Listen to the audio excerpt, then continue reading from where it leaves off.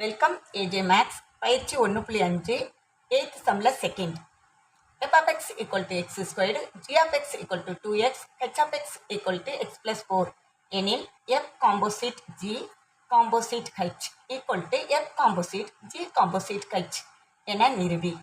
இதில் first right side எடுத்துக்குவோம். f composite g மட்டும் எடுத்துக்கணும், ஏன்னா ப்ராக்கெட்டுக்குள்ளே உள்ளதை தான் ஃபஸ்ட்டு செய்யணும். ஆஃப் எக்ஸ் எழுதிக்கணும். இப்போ பாருங்க, இந்த காம்போசிட்டை தூக்க போகிறோம். அப்போ என்ன வரும்? F of G of X அப்படின்னு கிடைக்கும். இங்கே பாருங்க, ஜி ஆஃப் எக்ஸ் முழுசாக இருக்குது. இங்கேயுமே நம்மக்கிட்ட முழுசாக ஜி ஆஃப் எக்ஸ் இருக்குது. அதை அப்படியே அப்ளை பண்ணிட வேண்டியதான் 2xன்னு. இப்போ பாருங்க, எஃப் ஆஃப் எக்ஸ் இருக்கிற இடத்துல 2x இருக்குது. அப்போ இதை எக்ஸ்ன்னு எடுத்துக்கிட்டோம்னா எக்ஸ் இருக்கிற இடத்துல தான் 2x இருக்காங்க. இங்கே வாங்க, f of x equal to x ஸ்கொயர்டுன்னு இருக்குது. அப்போ எக்ஸ் இருக்கிற இடத்துலலாம் என்ன போட போகிறோம்? 2xஆக போடணும். அப்போ என்ன வரும்? 2x த ஹோல் ஸ்கொயர்டு கிடைக்கும். என்ன வரும்? மல்டிப்ளை பண்ணோம்னா 2x 4x ஸ்கொயர்டு கிடச்சிடும். அடுத்து வாங்க, ஃபுல்லாக எடுத்துக்குவோம். F composite G composite H of X எக்ஸை போட்டுருவோம். இப்போ இந்த காம்போசிட்டை தூக்கணும். அப்போ என்ன வரும்? F composite G of H of X முழுசாக உள்ள வந்துடுவாங்க. முழுசாக இருக்காங்க, அந்த வேல்யூ அப்படியே தெரியும். அப்படியே அப்ளை பண்ணுவோமா? F composite G of x plus 4 அப்படின்னு எழுதிடுவோம். ஓகேயா? இவங்க என்னவாயிருவாங்க? இப்போ எக்ஸ் ஆயிடுவாங்க. எக்ஸ்னா f composite G of x நம்ம ஏற்கனவே 4x ஸ்கொயர்டுன்னு கண்டுபிடிச்சி வச்சுருக்கோம்.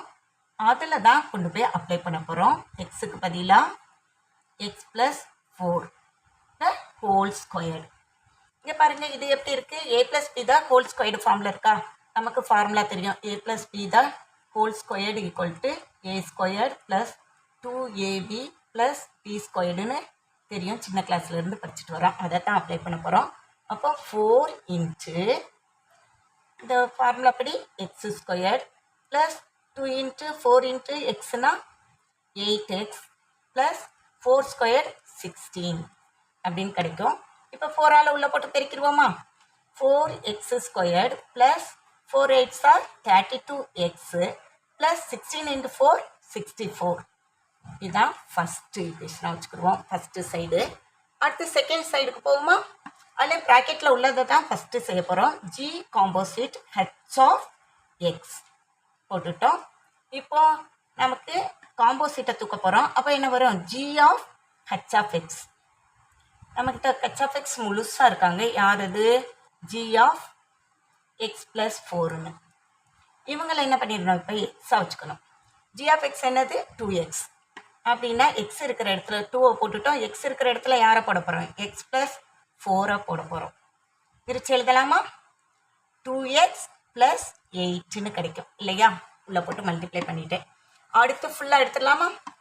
F composite G composite H of X.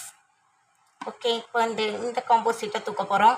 அப்போ எஃப் ஆஃப் யார் உள்ள போயிருவா? G composite H of x உள்ளே போயிட்டாங்க. இது முழுசாக நமக்கு தெரியும். இங்கே இருக்குது, என்ன இருக்குது? 2x plus 8ன்னு. அப்படி முழுசாக அப்ளை பண்ணிடுவோமா?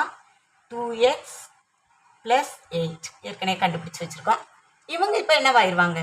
எக்ஸ் ஆயிடுவாங்க. எக்ஸ் ஆனால் எஃப் ஆஃப் எக்ஸு கிட்ட போங்க. எஃப் ஆஃப் எக்ஸுங்கிறது எக்ஸ் ஸ்கொயர்டு.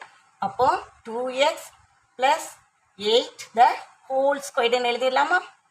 ஓகே, இப்போ இதை விரிக்கலாம். இதுவும் எப்படி இருக்குது? A plus B the whole squared ஃபார்மில் தான் இருக்குது. அப்போ என்ன வரும்? 4x squared.